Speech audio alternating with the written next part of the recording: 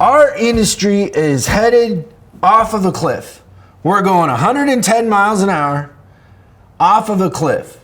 Everything is changing really, really fast.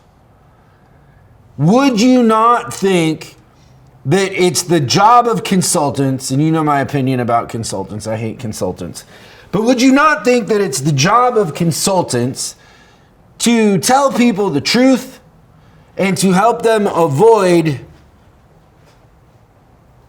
peril? I would very much think that they should be purveyors of foresight.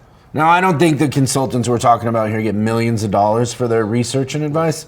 Dozens. But that being said, if you paid a consultant, would you not be paying the consultant to tell you the truth? And have a good outside view of exactly what's going on.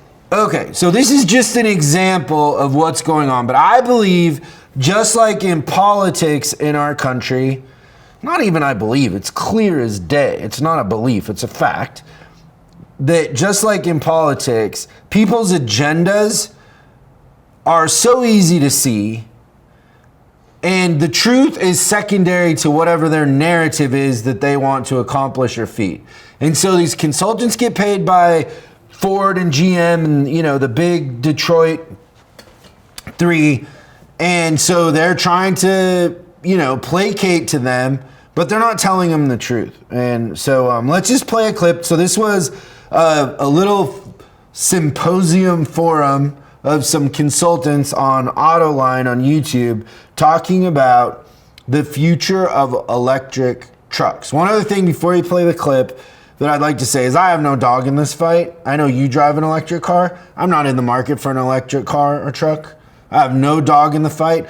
The outcome of the fight that I want is I want our clients to succeed and navigate the next 5 years and gain more market share, be more successful, have more fun, and enjoy the journey. But I don't want anybody to be blind to the fact that there's going to be some challenges, and the truth is the truth. Agreed. But I don't have an opinion about electric versus gas that matters. I mean, I have an opinion, but it doesn't matter, right? Yeah, the industry is. You love your electric car. Hands down. Yeah, I don't own an electric car, and I'm not in the market for one. So this is Autoline. Let's play the clip. Well, let's talk about the fleet buyer for a moment. Fleet buyers aren't going to buy $70,000 pickup trucks.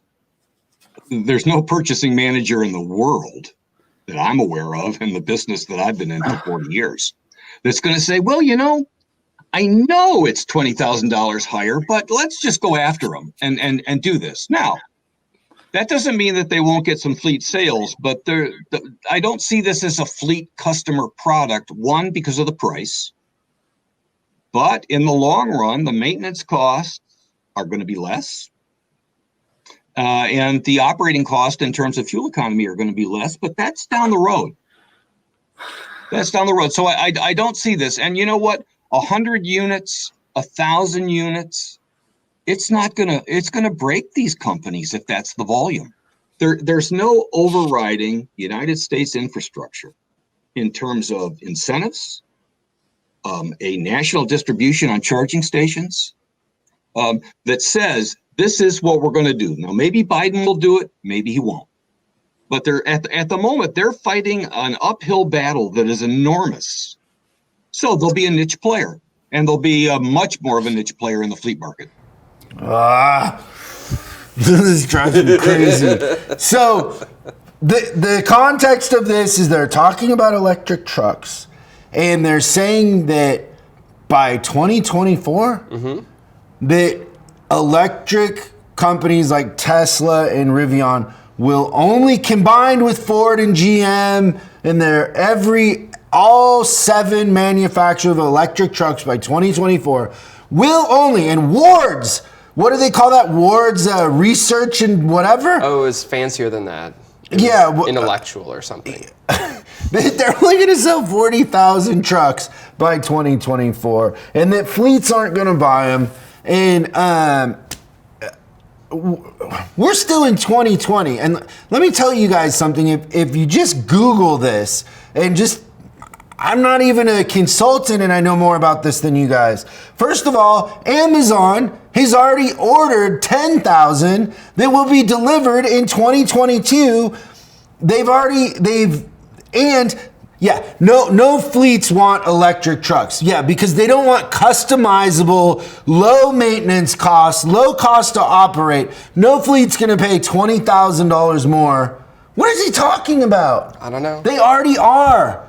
The electric companies are more flexible, they're lower cost to operate, and you're telling people out there, I mean, I don't understand how you can get away with lying about stuff like this. I don't understand how Fox News does it. I don't understand how CNN does it. And I certainly didn't think in the car business we would be lying to people to this degree.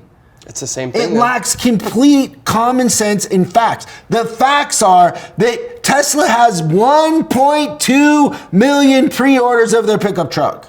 Let's just say 80% of those fall through.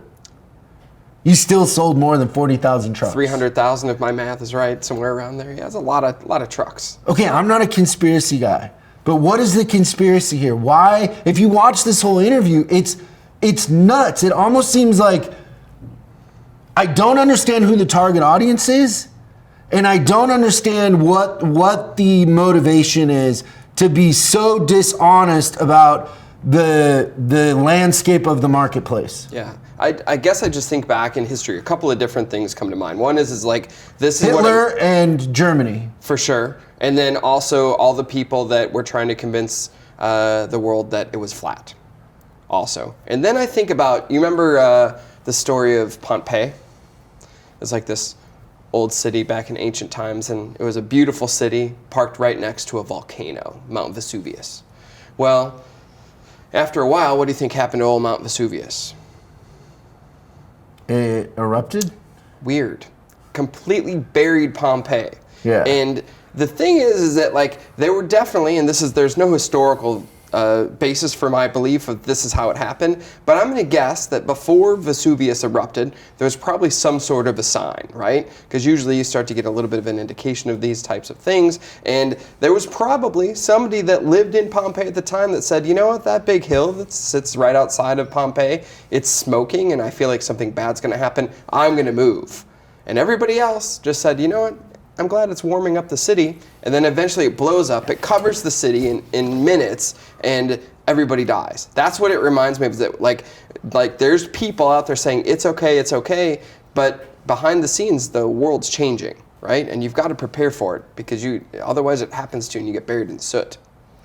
You know what it reminds me of is it reminds me of NADA, the National Auto Dealers Association, years ago when I used to try to speak at their events. I won't speak at their events. I won't have a booth. I could care less. Never brought me any business anyways. It's the biggest waste of $100,000 you could ever spend going and doing that event, honestly, in my opinion.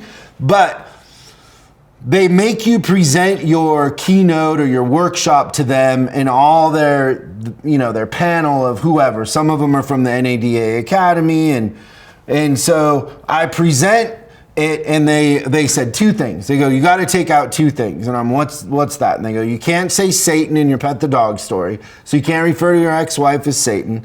And I was like, I'm not taking it out, but I'll pretend like I am. But I didn't take it out. And then the second one is you can't talk about Tesla, because I had a story about my doctor and his Tesla. And this is, I don't know, how many years ago? 8 years ago or something? And I'm like, well, why can't I talk about Tesla? And they go, well, it's not popular with the dealers. And I go, yeah, but it's the elephant in the room. Yeah, but it's just not a popular subject with the dealers. And I'm like, are you guys here to help dealers navigate the future? Are you here to be popular in, like, you're the worst parents ever. Like, eat all the candy you want, come and go as you please, get pregnant when you're 13. Like, it doesn't, like, there is no fundamental truth. It's just like, oh, well, it's not a popular subject. It's the world today. It's what's going on. It drives me, I don't know if you can tell, but I should check my blood pressure on my Apple Watch, because how do these guys get away with this? It's straight up lying. It drives me crazy. Yeah. Like, I kind of expect it from Fox News and that sort of thing, but I, for the life of me, don't understand how these half-rate consultants can go around saying this stuff. And these aren't the big consulting companies. This isn't McKinsey. They would never say that. I guarantee you, McKinsey, I've seen some of the McKinsey research about what's going to happen in automotive. And let me tell you a couple things. You know what you need to get really good at? Tires and alignments. Tires and alignments, because the electric cars will break and they'll have problems, but they don't have as much maintenance. And the maintenance they do have, they need to think of us for tires and alignments, because that's how we're going to retain them. That's what we should be telling people. We should be telling people how to honestly navigate the future, not that, oh no, that's a boogeyman that doesn't exist. No, electric cars and trucks are coming.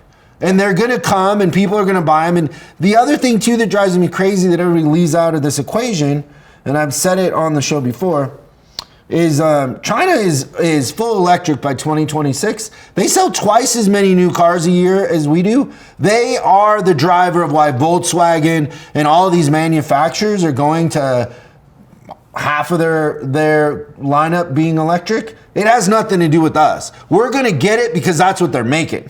They're going to make it popular because that's what's coming off the line.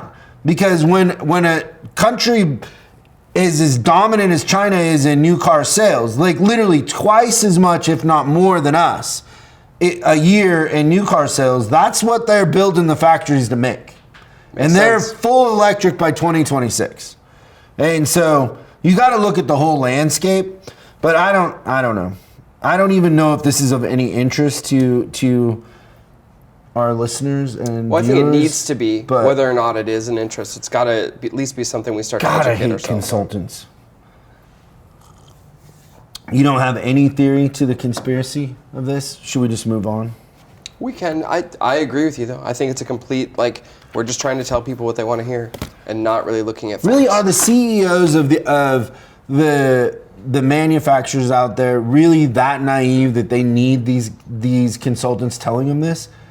They know the truth. They're looking at real numbers. Yeah, but they sleep better at night knowing that they're going to be fine. Is it the dealers that they're trying to brainwash? That's what I think. I could be wrong. It's crazy to me.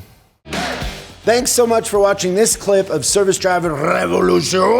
We're uploading new stuff every day, so make sure you subscribe and click the bell icon so you don't miss out. If you have a question you'd like us to answer on the show, call 8333-ASK-SDR and we'll answer your question on the show. That's 8333-ASK-SDR. For special deals on our books and training, head over to offers.chriscollinsinc.com. Now that's offers.chriscollinsinc.com. I'm Chris Collins, and I'll see you in the next video.